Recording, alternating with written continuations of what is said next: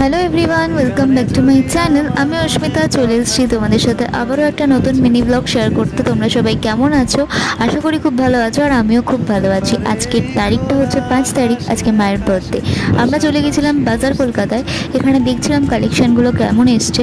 খুব একটা তো ভালো আমার লাগলো না, তবে এই ড্রেসটা আমার খুব ভালো লেগেছিলো। এটা খুব সুন্দর একটা কালার, পাউডার ব্লু এর সাথে। আর আরেকটা শর্ট কুর্তিগুলো এখন খুব ট্রেন্ডিংয়ে আছে। সাইয়ারা মুভিটা যদি তোমরা দেখে থাকো, ওর যে হিরোইন সেই রকম এরকম শর্ট কুর্তি পরেছে। যাই হোক, তারপর মা এখানে বেডশিট দেখছিল। তোমাদের দেখাবো লাস্টে কী কী বেডশিট কিনেছে। তো মায়ের যেহেতু বার্থডে ছিল, আমি ছোটোখাটো একটু ট্রিট দিয়েছিলাম, বার্থডে কেক আর একটুখানি একটা রোল খাইয়েছিলাম।